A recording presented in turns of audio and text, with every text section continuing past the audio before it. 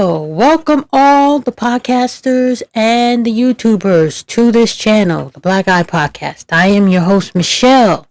Don't forget to like, share, and subscribe if you like what's going on here. And this subject is very, very moving and disturbing to me because, the price of living has gone up tremendously. It's costing a lot more to be alive now. And on top of all bills we have to pay, times two, now we have to pay our employers. That's right, folks. We have to pay our employers. So let's get into this article. As you can see, it's titled, More U.S. Employers Are Trapping Workers in a New Form of Indentured Servitude. Yeah, I think they're trying to backdoor it, but let's go on there. Let's find out how. Bosses in industries such as retail, healthcare, and logistics are reverting to an old tactic and trapping people in miserable jobs by threatening to saddle them with debt if they quit. Workers across the United States in fields ranging from nursing to trucking have been discouraged from leaving jobs they hate or can't afford to keep because employers vow to charge them for training costs if they quit before an arbitrary deadline. The threats are backed by so-called training repayment agreement provisions in employment contracts. My God, you even have to be careful what you sign when you're trying to work. The practice has been likened by critics to indentured servitude and peonage, formerly common types of debt bondage in which a borrower was bound to perform labor for a creditor. It certainly is sounding like a indentured servitude. I mean, it's looking that way. Traps have recently come under fire from policymakers because of a class action litigation against the pet store chain PetSmart and reporting on the restrictive covenants from a watchdog group called the Student Borrower Protection Center. Earlier this month, the Senate Banking Committee held hearings examining agreements and forms of employer-driven debt. I can't even say that because that doesn't even make sense. I mean, you get a job so you can not get in debt or to pay your debt, and now the employer has become your debtor. So this is sort of like a concept to me. So if I stumble on my words while reading this, please forgive me because, oh my God, it's the concept that's getting me. In June, the Consumer Financial Protection Bureau also launched an investigation of employment arrangements that led to workers owing money to their bosses. 2 workers are being threatened with thousands of dollars in bills through the enforcement of traps appeared before the Banking Committee on September 7th. Brian Scally, the lead plaintiff in the class action against PetSmart, told lawmakers about how she was left owing $5,500 to the company for a dog grooming academy that was initially advertised as free. How many of us have gotten into that? That was initially, registered nurse Cassie Pennings testified about being stuck with a $7,500 bill, which she says was more than 6 months worth of rent. And after leaving one hospital job because she was appalled by staffing ratios during the COVID-19 pandemic and didn't want to be complicit in neglecting the patients. Although the pair came from different industries, they both detailed callous indifference from their ex-managers in response to their grievances. Despite being one of the most profitable healthcare systems in the nation, my former employee responded to cries for help from the front line with breakfast burritos and free water bottles, Pennings said. Scally recalled how one manager told her she could work her way out of debt by simply upselling or convincing customers to buy more pet grooming products and services.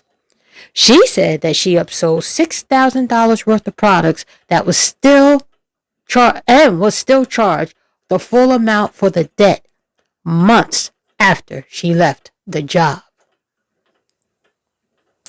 The dollar value attached by each company to the cost of training appeared to have been pulled from thin air. And this is what gets me the most, because how many of us have gone to these jobs expecting to develop ourselves, to gain valuable skills that will help us advance in the company, or if, for some reason we're not in the company anymore, advance outside of the company, only to find that the little skills that they give you, you can't take across the street. And I feel for this young lady here. She says the dollar value attached by this company to the cost of training appears to have been pulled from thin air. I thought, she said, I was going to get important and valuable training, but it wasn't anything like that. I didn't get any kind of license or accreditation or anything, and my actual training was only a few weeks. Pennings also told lawmakers that she doubted the $7,500 price tag placed on the cost of her training regimen. So, how do we know how much it costs for them to train us? So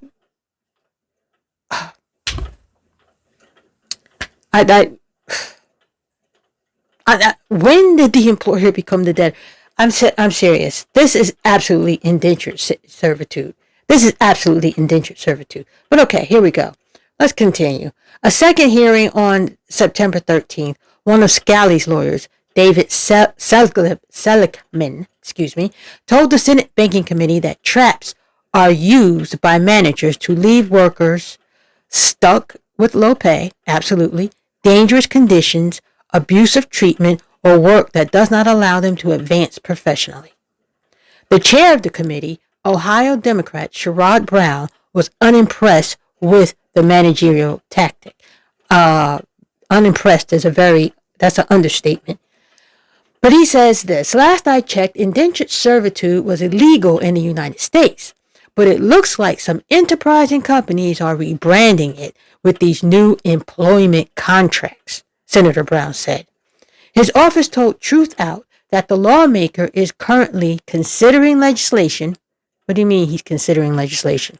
Isn't legislation already on the books? That would rein in the use of traps by employers, and said he will work with the Consumer Financial Protection Bureau to ensure that consumers are protected from predatory consumer products like traps. I'm confused because it looks to me like this is indentured servitude. It really looks to me that is what this is. Indentured servitude. How is it that our employer is now, we owe him. We're indebted to our employers. How is that? How does that happen?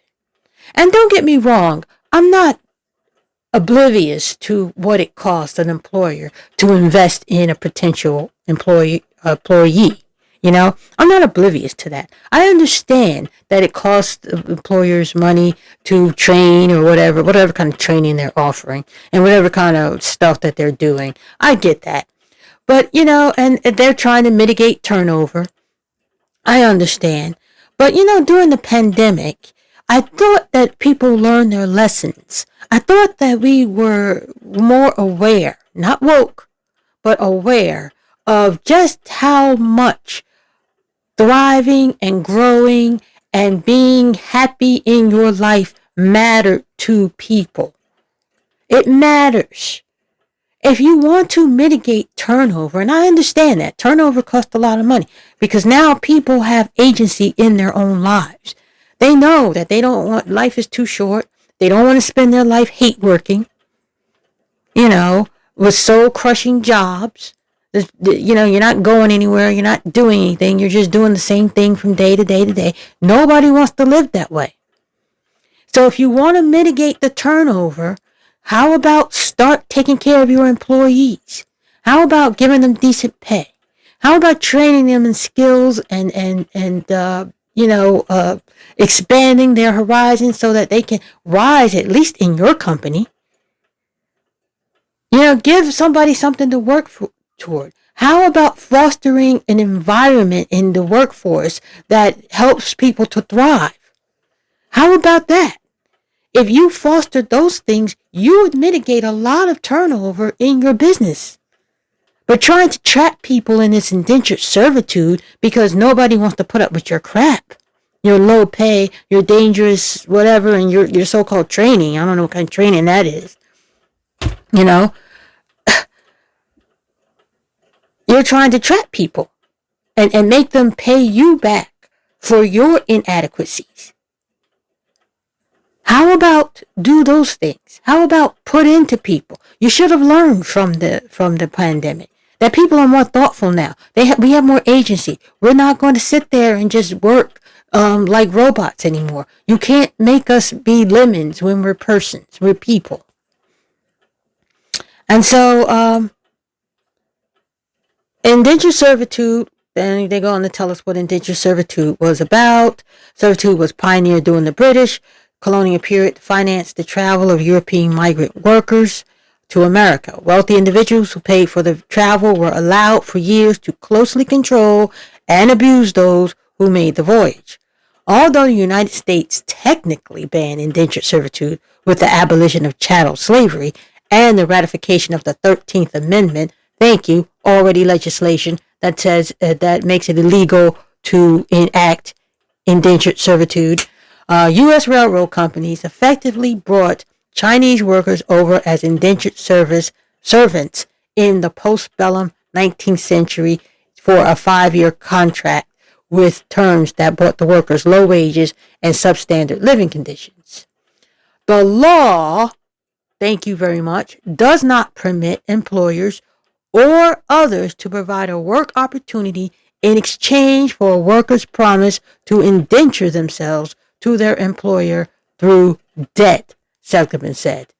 These sorts of work arrangements harken back to the 19th century peonage used to subjugate former slaves, and they are precisely the kind of exploitation that our anti-trafficking and peonage laws were designed to prohibit. Peonage was imposed on former slaves in the southern United States during Reconstruction, the Jim Crow era, through sharecropping arrangements and fines levied by racist law enforcement. And this is the thing. This is why there is a backlash against this, and there should be outrage about this what's going on in business right now. Because yes, they don't like the idea, and I'm talking about they, corporations, businesses, etc., that people have agency in their lives. We're making decisions. We're not going to hate work. We're not going to waste our time on you. We're not going to be in dead-end jobs anymore. We're not going to do that anymore. We have agency. We have the power. What little bit of power that we had during the pandemic, they want to claw that away from us now. They want to take it back by 10. And this is it's not an excellent way, but this is how they see discouraging people from moving from job to job. They want to take that power back from you. They want to subjugate you again. They want to go back to pre-2019, even though that time is gone. It's past. It's over. It's done.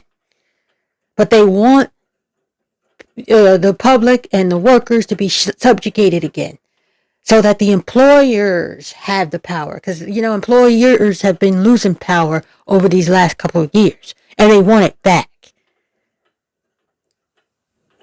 They want it back. And they'll do anything in their power to keep you at these horrible jobs. And the thing is, nobody wants you. Nobody wants you. And good. It's power to the people. Power to the people. I hope this thing wins. I hope this lawsuit goes forward. And I don't understand why there is really a hearing that needs to be taking place. This thing needs to be killed, dead, and obliterated immediately and seen for what it is, which is a sneaky way to enact indentured servitude so that they can mitigate their turnover. And I'm sorry, I don't feel bad for them. You got to do better. You want to mitigate your turnover, pay better, good training, and foster an environment that helps people to thrive. in your corporation, in your company, and not kill them. Anyways, those are my thoughts on this article. Tell me what you think about it. Leave a comment down below. And those of you who are going on to the podcast, I will see you in a little bit. And for those of you on YouTube, like, share, subscribe, all that good stuff. Leave a comment because I want to know what you think about it. Am I wrong? Am I thinking that this is not indentured servitude? What is going on here? And this is very sneaky because it's not even on mainstream media, you know. So they're trying to backdoor this way very quietly, you know. And it's all being talked about in offshoots of media, which is very, very scary. You gotta be careful. We gotta be careful what we sign too. I don't know, these employment agreements, we probably already had them. You know, I don't know. Anyways, leave a comment down below. And thank you if you made it with me this far. I do appreciate it. Until next time, be blessed. Bye-bye.